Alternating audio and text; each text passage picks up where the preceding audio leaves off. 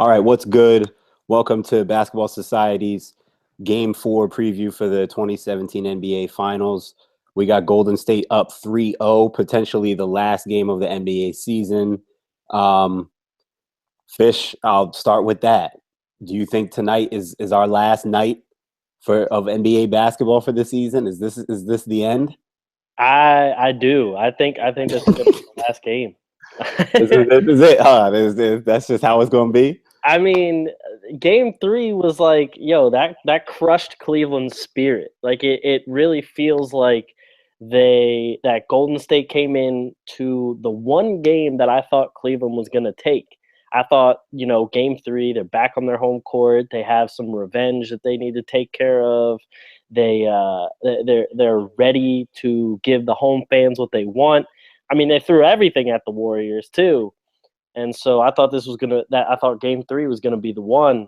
And just for Kevin Durant to come up, hit that three, leave with the win, and now it kind of just feels like I know a lot of the guys were saying in our group chat, like it feels like the Cavs are coming in with this mentality of like they even think it's over. Mm. So I mean, obviously LeBron doesn't, but it feels like the rest of the team does. Yeah, and J.R. Smith may or may not think Cavs in 7. We can't confirm. Yeah, But apparently he was in the shower when that was tweeted. But um, yeah, I mean, I think it's gonna be over tonight. What do you think? I mean, I think that, and what I said in our roundtable after Game 3, like, I mean, again, I don't think LeBron is going to let them just lay down. If anything, I mean, and I think, well, I guess it depends on who you're talking about as far as like who's mentally and physically like ready to go after having to win 4 games in a row, having to make history again after what they did last year. And to your point, a lot was taken out of them in game 3. And that was really, I mean, that was the game that they needed from everybody. JR hit a few shots early. He hit his first shot. And, he came, I think he scored like 9 points in game 3 or something, or maybe he had I think he had 12 points. Right. Easily his best game of the finals, and just from hitting a few shots. And that's all. I mean, that's mostly what they need from him. Korver gave you a dunk in game 3. I mean, Kyrie and LeBron owned the third quarter, more so Kyrie, but the Cavs really stole the third quarter, which is when Golden State usually turns up. So like, so many things about game 3 were just looked like that was supposed to be Cleveland's game, and they came up short. So I mean, it could be a sense where, okay, if Cleveland can come out with the same energy in game 4 and kind of do the same things and just remain hungry, just remain competitive, and just keep that back against the wall mentality the whole game, then it might not be the last game. And at the very least, it'll be another really good game and kind of come down to the wire like last time. But I do think that, given the circumstances, and this is what I said to one of our responses in the roundtable after game 3, like, it's going to be hard for Cleveland.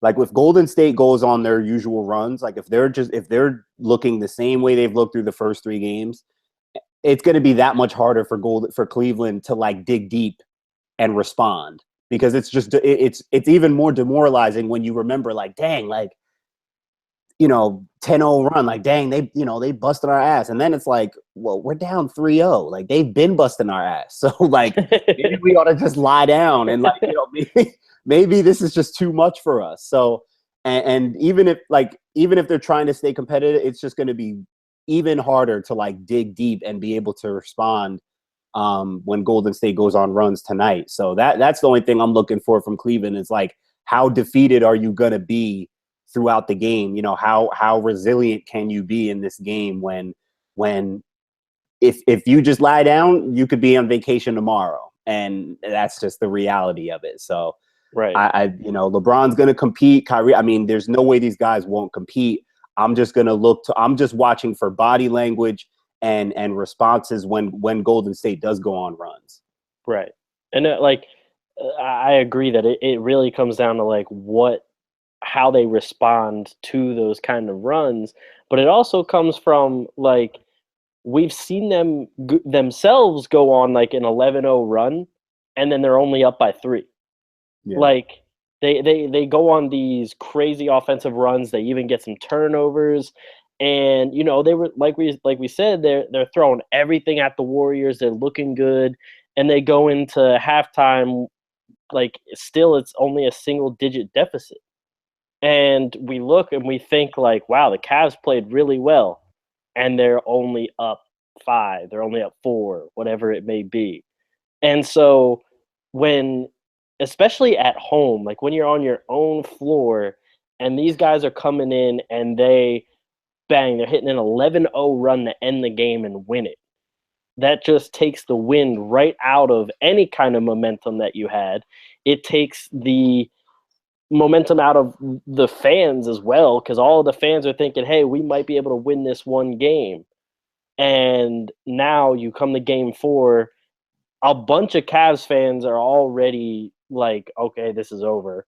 Yeah. And so when your fans already believe it's over, it's going to be tough to respond, especially on the home floor. I feel like at this point, just given the way things have gone through the first 3 games, it's kind of a thing where if Golden State, shows up and they're focused and they're locked in, it's kind of like they're going to win. Like if they're going to do what they've done through the first 3 games, it's like, they're going to win unless Cleveland can put together just a Herculean performance from LeBron to Kyrie all the way down. Right. So I mean, that's what makes it tough. So, Fish, tell me what I haven't had a chance to watch the brand new Fish's Friday rant just yet, but I saw that one of your topics was that Cleveland is a super team, or just talking about Cleveland, or I guess the conversation on Twitter that Cleveland isn't a super team. Right. And so I haven't had a chance to watch yet, but how about you give me a little preview about what you were ranting about on that segment? So really, I just think it's ridiculous that after they go down 3-0, Cavs fans and NBA fans in general started saying the Cavs are not a super team. It was like, oh, well, LeBron made this super team in Cleveland, and so Golden State is doing what they need to do to beat that super team. And I saw people like legit, like no sarcasm, no jokes, reply and be like, what super team? Cleveland's not a super team. And I was like, so what exactly happened to LeBron, Kevin Love, and Kyrie Irving? Did they just like kind of disappear? They're not stars, they're not superstars, they're not all stars anymore. Like this just the team just kind of disappeared out of nowhere, and we didn't know that it wasn't a super team all along. Like it made no sense to me, the fact that just because the Warriors are beyond a super team with the big 4 that they have, who are superstars, all stars, and everything in their own right, that all of a sudden people now think that the Cavs are not a super team, whereas the Cavs are for sure 100% a super team. It's just the Warriors are that much better than a super team. Yeah, I even argued to somebody yesterday that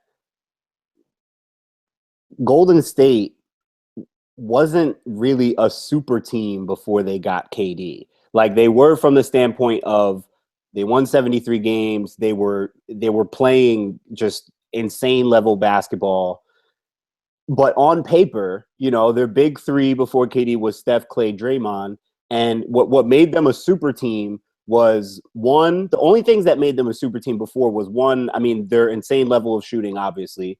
Right. But then, also, but again, it's not like they had 4, 5, 6 shooters. It was really just Steph and Clay. Right. And everybody else gets open shots and they knock down shots when they get them. So it's not like they've been laced with shooters before KD. It was really just Steph and Clay, and they were just lighting people up. So it was their insane shooting, their insane level of play, just the way they play basketball. And then it was their depth. Like in 2015, what made them special, and in 2016 also, I mean, it was the depth. It was Barbosa, Spates, Livingston, Ezeli, even I mean, Bogut. I know Bogut started, but he was part of their depth factor. I mean, Yep. That's what made them so unstoppable, and that's what made them like a super team. Not in the sense where like, okay, you got a big three in Steph, Clay, Draymond, but to me, that's not. They didn't become a super team because of those guys. Like they became a super team because, I mean, Steph brought them into super team status almost like by himself. Right. And Clay and Draymond, like they all kind of they all came into their own at the same time. And then like all of a sudden they were like they basically a super team. But to me, like on paper, that wasn't the case. But Right. when KD went, to your point, they became like a super duper team. So and that's what I said to somebody either today or yesterday, Fish. Like just because Golden State is a super duper team and they're beating Cleveland 3-0 doesn't mean that Cleveland is not a super team. Exactly. And BJ in the chat right now makes a good point when he says all summer it was Kyrie's better than Curry, and now all of a sudden that they're beating Cleveland, then it's like, oh, Cleveland isn't even that good. It's like that's how it was. Like people have been preaching Kyrie's better than Curry. Curry's not a real superstar. Curry's not this, Curry's not that. And then people talking about how Draymond would be trash in any other system and how Clay disappears. But now that they're up 3-0, now that they're doing well like this and they added KD, all of a sudden, Cleveland's trash and Warriors are the only super team. It's like, no, you guys still have Kyrie Irving, Kevin Love, and LeBron. Like you still have LeBron James, and him alone, you can kind of consider that a super team because LeBron has taken teams to the finals by himself. Yeah, and like my thing is, and like you just said, people now are, and mainly Cleveland fans because they're bitter. They have a right to be bitter. Right. But it's like, I mean, plenty of people picked Cleveland to win. It's not like there were people out there. It's not like it was just across the board. Everybody in the nation was like, well, Golden State's got KD. It's unfair. There's no way Cleveland can. Plenty of people picked Cleveland to win on the strength of LeBron and on the strength of the fact that they're a really good basketball team too. Right. So, I mean, plenty of people who know basketball picked LeBron and the Cavs to win this series. So, you can't act like, oh, well, it's just too much. It's just too, well, yeah, we know that now, but, just a week ago, people felt plenty confident that LeBron could get this done. So, I mean, on top of that, people were saying, Tristan Thompson was going to be big. People were saying that the supporting cast was really good for LeBron with Kyle Korver, Tristan Thompson, like I said, and people even said the Derrick Williams move was good when it first happened, and the fact they still have Shumpert, JR, like people have commented time and time again throughout the season that this supporting cast away from just the big three is also a great cast that they have, and now all of a sudden it's like, oh, JR is trash. Like, he's not making any shots. Oh, Derrick Williams is garbage. And Kyle Korver, why are you passing to Kyle Korver at the end of the game? It's like, well, Kyle Korver does shoot 47% from the corners or like 46%. I mean, that's a good probability if you're going to pass it to a guy for a three. And it's just like the recency bias is just ridiculous. And that was part of the reason why I wanted to put out that poll the other day on our Twitter about who is like, if you're down in Game 7, who do you want to take the last shot? And almost everybody picked Kevin Durant. And then the next highest was Kyrie, then Steph, and then LeBron had like 6% of like the 300 something votes. And it's like people take the most recent game and just run with it and say like, oh, this is insane. And when the matter of the fact is like, yeah, Kyrie, and that's what I like though, is that they're talking about how Kyrie is trash, but then they still pick him as one of the guys they want taking the last shot. So like, you have one or the other. That can't be both.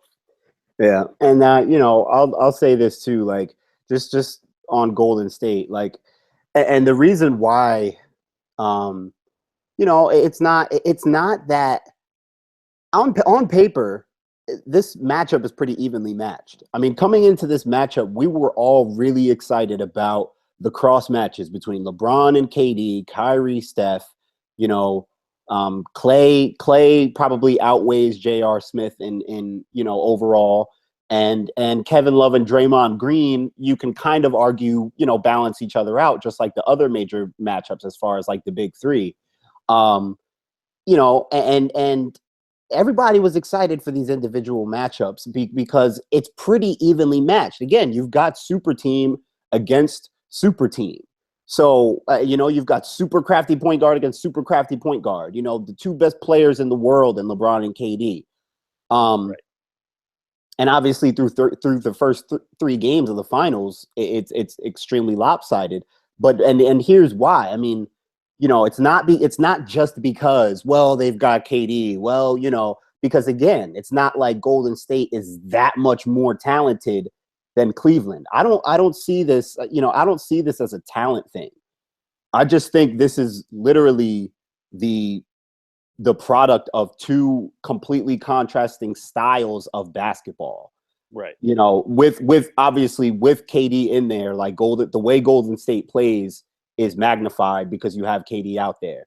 But I just think, when you look at what Golden State does to beat Cleveland, it's just a difference in movement and foot speed.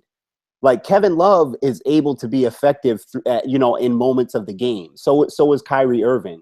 But Golden State, they just understand transition basketball, transition offense mainly, and also transition defense. But on transition offense, we've seen KD contest the LeBron three. He misses. KD leaks out, and they're able to hit KD for a wide open dunk. Right. I mean, they're getting very simple transition, easy baskets. And like a lot of people talk about the difference between the baskets KD gets now and what he got in Oklahoma City in terms of just getting more easy baskets. Like, I just see that as the difference in terms of, because when you look at the tape, like Kyrie Irving is just getting lost in transition. I mean, they're just beating them in the numbers game and in the running game. And Kevin Love, I personally, I'm not one of the people that have been saying that Cleveland needed to get rid of Kevin Love and all this stuff.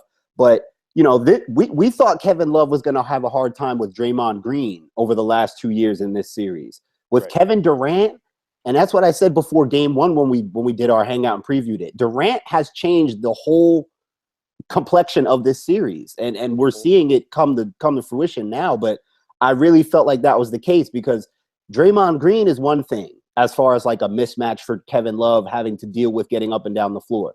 Kevin Durant has presented a whole new set of challenges for this team, talking about Cleveland, in terms of foot speed and just overall movement, because they've got another guy who, I mean, one of the, top scorer in the league, 7 feet tall, long, versatile, can shoot the ball, and he's fast. At any time, Golden State has 4 guys, sometimes 5, that are fast, that are mobile, and who can all put the ball on the floor to make plays. It's really that simple. If it like outside of just the talent factor, in terms of the way they play basketball, it's actually that simple to me. Oh yeah, and I mean, people always talked about like putting LeBron in at center for like small ball lineups and stuff. You can put Kevin Durant in at center. He is 7 feet tall. Like, he is still huge, and him at center with like Iguodala in there. So Iguodala is covering LeBron, which allows Durant to kind of be like a free roamer if he's not on Kevin Love. Yeah. I mean, that lineup right there is huge.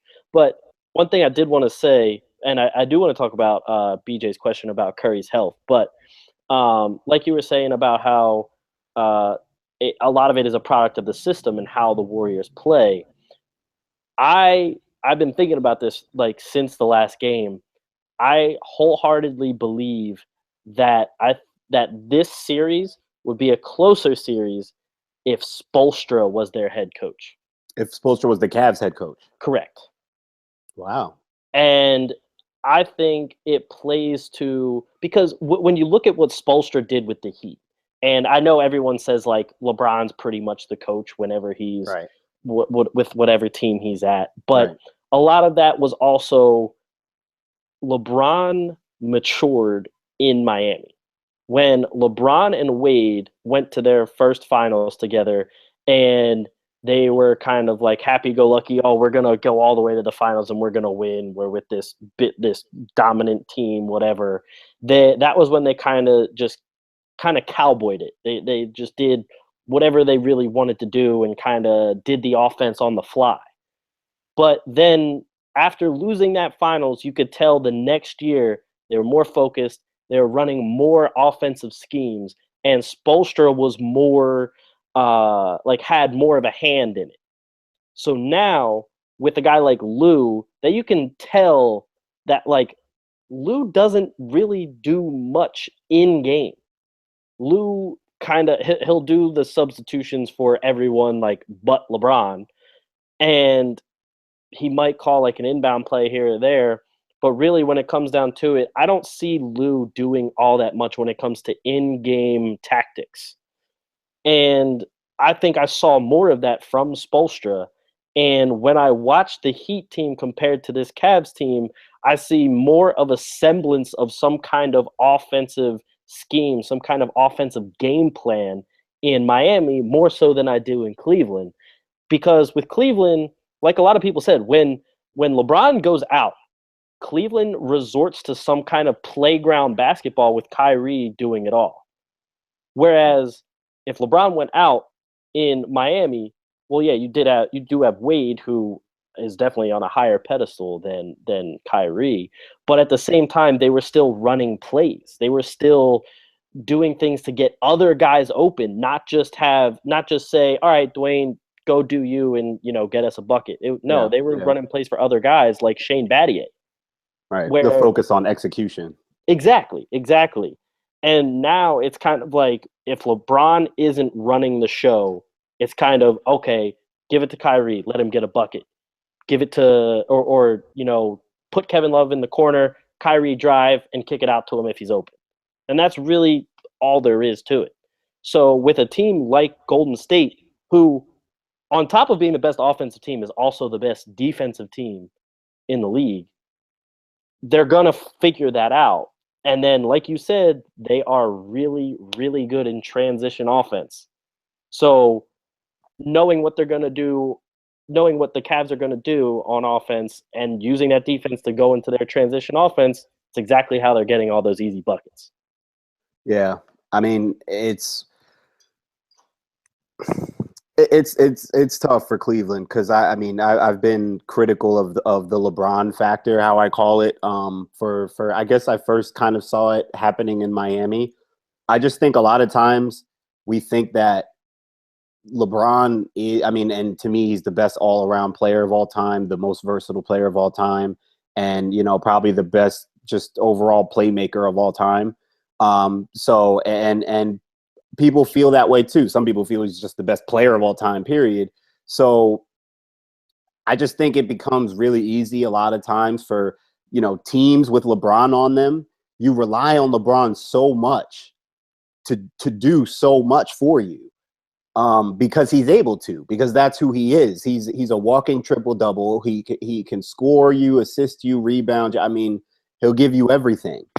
And I just think that sometimes that can work to your downfall, because I just think, in this situation with Cleveland, this team that he's built, which is, again, this is the team he went and got. The first thing he did when he got there was advocate to go to trade the number one pick for Kevin Love.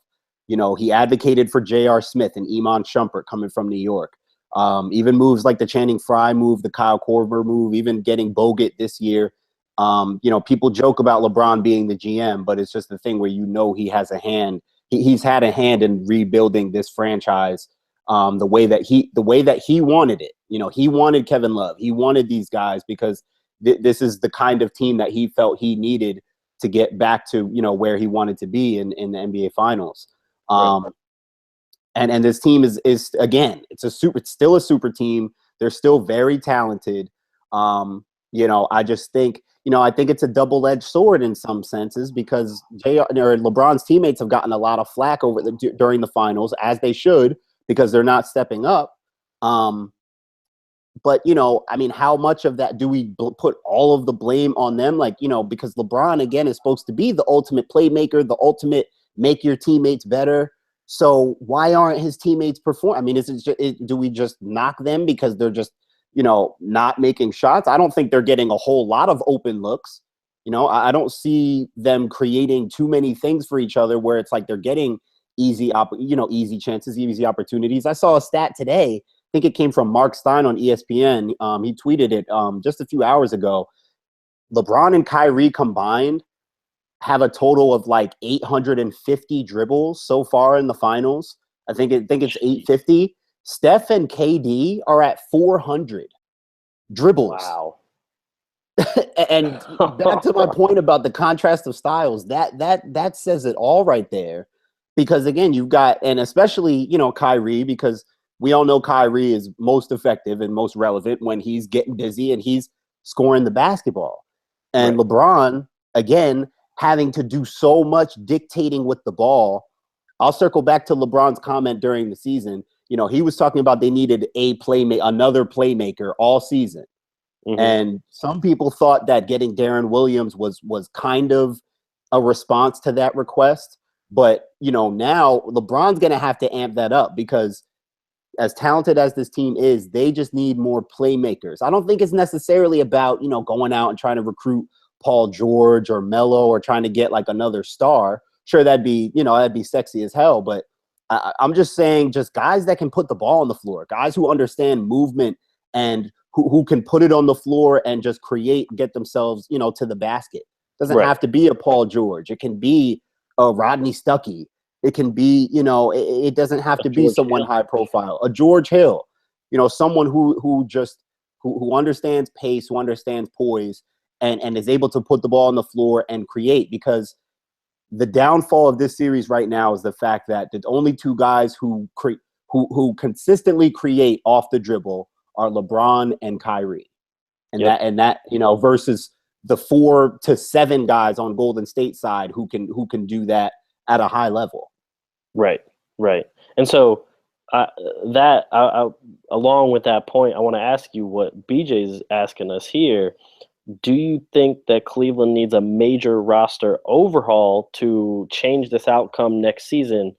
And with the cap restrictions, what do you think are the viable moves they can make? Or do you think that's all they need is that playmaker? I think they got to dump Jefferson. They probably have to dump either JR or Shumpert. And again, I don't think it has to be a major overhaul, but they'll have to try and dump, a couple of those guys. Probably Channing Frye. They haven't used them. I guess they just feel like they can't play him. So I mean, if that's the case, you might as well dump him. I just think, you dump a few of those guys and you try to bring in just kind of modest role players, but specifically guys who can attack, who can attack and go off the dribble. I think the sexy way to do it and just you just go after one of these stars, one of these high profile guys, like, sure, that sounds good, but I don't think that's the only answer. Like, I think to solve this problem, I mean, I just think you need like maybe 1 or 2 more Shumperts, or you need, and not even like a Shumpert. I'm even thinking someone even better offensively. But I don't think it has to be people super high profile. Just a couple more guys who you can put it in their hands and they can run a 2-man game, consistently, and you can trust them to be able to make plays. So I don't think it has to be a major thing, but minor tweaks. I think minor tweaks can get them to the point where they can match up better with this team for Golden State. Right. And no, I agree. Although I do think like they do need to kind of flip around most of the bench and most of the supporting squad, like the second squad. But like you're saying, they need those guys, those playmakers. They need their Livingston. They need their Andre Iguodala. Like they don't have any of the. They don't even have a David West. Exactly. They don't even have David West comes in for 8 minutes for Golden State, gives them a couple assists, hits an elbow jumper. The other night he drove by someone off the first step and got a dunk. I mean, Right. and you talk about Sean Livingston, what he does when he comes in for 10 to 15 minutes. I mean, it's instant production. And yeah, to your point, Cleveland doesn't have that at all. Not even close. Exactly. And like that's the thing that the Warriors went out to get. They went out to get all around guys who can do anything that they need them to do. Like Livingston can play off the ball, Livingston can play on the ball. Iguodala is a great passer in his own right. He can even hit corner shots if need be, and he can handle the ball himself, as well as these guys are all solid on defense too. Whereas with the Cavs, it really seemed like they geared up entirely to outgun the Warriors. They didn't really gear up to contain anybody because, like we saw, they had one of the lower defenses in the league in the regular season. Like one of the big storylines coming into the playoffs was how bad Cleveland's defense was. And as they went through the East and they swept through the East, that kind of got swept under the rug. People were like, well, their offense is so good, they might not need to play that much defense. Well, yeah, you might not need to play that much defense against like the Raptors or the Pacers, or even the Celtics when you can ridiculously outgun them on offense. But when it comes to the Warriors, like you have to play some kind of defense. Like you have to get hands up in people's faces. You have to contest every single shot because any kind of open space you give the Warriors, they're making you pay for it every single time. And like they have to be able to get guys that will give them a little bit of everything every time around. They have to, like I said, get their kind of Livingston, like George Hill would probably fit that role perfectly if they could go out and sign him. But I mean, he's a free agent, so that takes into account the whole cap situation. But if they can get somebody like that, if they can get like like the Warriors used to have David Lee, who could do a lot, Yeah, all around. yeah, They had their rim stoppers. They had even right now, not Azili, Zaza. He can play a little bit of interior defense. He can rebound, but he can also pass. yeah. So he has a well-rounded game. Whereas Tristan Thompson, all we really look at Tristan Thompson to do is rebound. Yeah. That's really all we look at him to do. Yeah, and that's another big difference in just terms of skill players. Like when Golden State had to shed, Bogut, Barbosa, Spates had to let Barnes go, make all this room for KD. It was like, all right, so where are they going to make up ground? What other role guys are they about to fill in to kind of restructure things? When they got Zaza Pachulia, because again, I mean, when you got that much talent and skill 1 through 4, you don't really need much at the center position. But Golden State still went and got someone like Zaza, who, if anything, can pass the ball.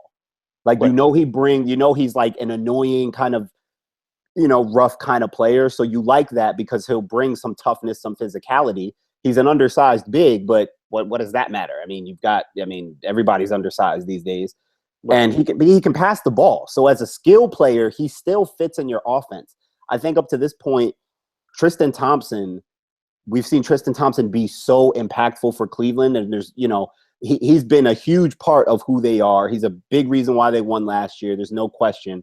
But I think just the KD factor for Golden State to add KD, that changes everything. I mentioned how it changes things for Kevin Love. It's really changed things for Tristan Thompson now. I'm assuming that's the difference because he's been a dud in the finals. And now Cleveland, I think, has to look at, I mean, you've paid him he's got an $84 million contract. But Yep.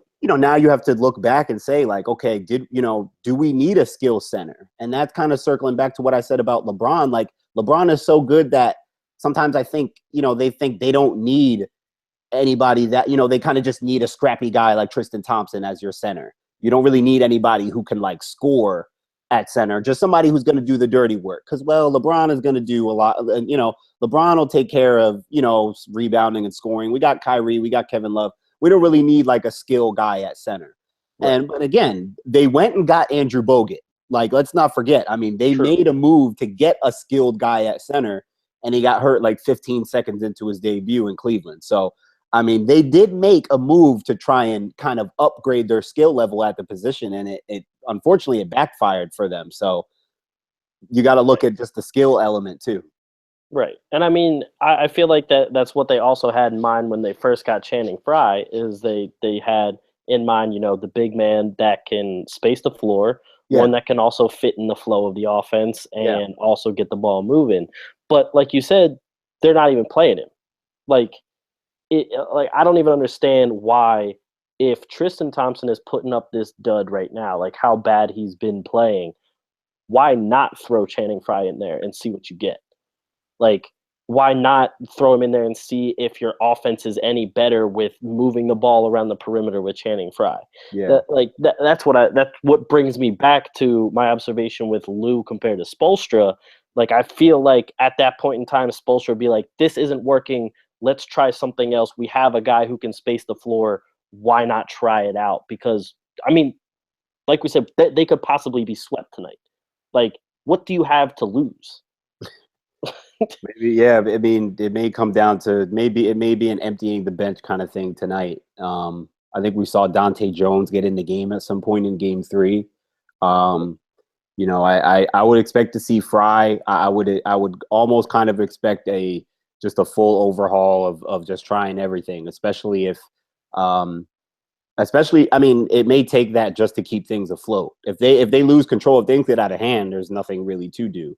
But if they're able to keep things afloat and things are going their way, I think they even still have to try and just get some fresh bodies in there, see if you can find yourself an unsung hero. And if you're Cleveland, I mean, you're just taking it a game at a time for now, what possession at a time, right? Exactly. And the fact that we've been hearing people say they need to play Derrick Williams over Richard Jefferson, right there in my mind, I was like, you're already cooked. Like, if you're really coming out and saying Derrick Williams needs to play, you're in trouble. I mean, that's not a solution. That's desperation talking. That's exactly. That's not a solution. But it speaks to the point of, again, trying to get different bodies out there. To your point, just trying to do something different. But it's not. You can't propose that as if that's been the missing piece all this time. Like, all we got to do is play Derrick Williams, and then that's all we need to do. That's the only adjustment that we're missing. Like, no, that's not an answer. That's just a possibility. Just a way to shake things up. Along those lines, I'm also kind of surprised that they never even tried, not even in the finals, but during the season when he said they need another playmaker. I'm surprised they didn't even give Kay Felder a try. Yeah. Like, you have a guy you just drafted that a lot of people are saying was like a Nate Robinson, Isaiah Thomas kind of guy, and like you're not even like at least giving it a shot. Yeah. And I mean, like, look at Golden State, who has Patrick McCaw out there, and he's getting buckets and playing some big, meaningful minutes for him, even in the finals. Yeah. So it says a lot for, at least, like, if you're drafting the guy, if you're keeping him on the roster. I mean, and the play, and LeBron comes out and says the playmaker is what we need. Yeah, yeah, and I mean, that says to me, pay more attention to the draft. I mean, take the draft a little more seriously in terms of what you're looking for. McCall and Ian Clark for Golden State. Yep. I mean, two guys that are, I'm pretty sure both are second round picks, right? I mean, so don't, and that's why I'm always telling people, pay attention to the second round. Look at who's, and we got plenty of NBA draft stuff on the site with scouting reports and stuff, and we'll have the draft coming up in a couple weeks once the finals over and everything. But so we'll have a lot more to talk about on the draft and whatnot. But yeah, if you're Cleveland, I mean, and not just Cleveland, but anybody, but even for teams like Cleveland and Golden State, pay attention, take the draft seriously, especially in the second round. I mean, Draymond Green is second round pick. I mean, you look at the teams that, like San Antonio, Golden State, that are able to establish this depth and really develop guys. It's because they really take stock in their draft picks, even their late ones. Exactly. And that's what the Spurs were built off Yeah, of too. A lot yeah, of those guys were second round, late first round picks. And I mean, the Warriors made a guy like Brandon Rush look good last year. yeah. Like Right. Rush went out and got himself paid after last year. Yeah, And so it's not it's not all about like finding these players in free agency and being like, all right, we need this one, this one, this one, and this one. You do have to build from the inside at some point if you want sustained success. Like there has to be some kind of building from what you already have. And that's why a lot of the teams that were considered dynasties, like the Spurs, even the Lakers from the early 2000s, and even the Bulls, they had a lot of guys that were drafted and were built as time went on, and then they added pieces as they went on as well. Like these teams that were considered dynasties really utilize the guys that they already had on the team and the guys that they could get through the draft, because I mean, let's be honest, through the draft is the cheapest way you're going to get a guy to fit onto your team. yeah, And so if you do the due diligence, that's how you're going to get a guy that will fit through the cap space and a guy that can help you in the long run. yeah, yeah. Well said. Yeah. So I mean, after tonight, depending on how tonight goes, we'll have a lot more conversations about what Cleveland is going to be doing this offseason. But for now, they're just trying to survive another day. Any final thoughts, Fish? um, I'll go with a prediction. I think the Warriors are going to win. I think it will be a close game, but I think the person who will prove to be the X factor in this game is going to be Zaza. Mm, mm, okay. I'm expecting like a game 7 kind of feel almost, just because the stakes are high. It's obviously not game 7. It's not those circumstances. It's not whoever wins the series, but it's a must win for Cleveland. Golden State's gonna I think they're gonna treat it like a must win. Right.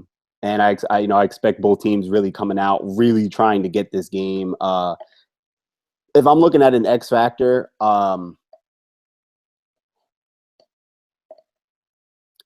for Cleveland, I think Kevin Love. I think if Kevin Love shows up tonight, I think if he gets at least 15 points, they'll win. Okay. If Kevin Love can get 15, at least 15 and 8, I think Cleveland will win this one. So I'm looking at Kevin Love for tonight. Kevin Love probably had the quietest 20 rebound game I've ever seen a couple games ago. Yeah. Like, yeah. I just look back and it was like, oh, he had 15 and 21. Like you don't even notice it because the Warriors are that good. It's insane. Yeah. Yeah. All right, we'll see what happens, man. If this is the end, man, it's been a good season, Fish. Oh yeah. I mean, hey, I'm even more excited for draft day, so it's fine with me. Hey. Yes, sir. But all right. Enjoy the game. Catch y'all next time. All right, guys.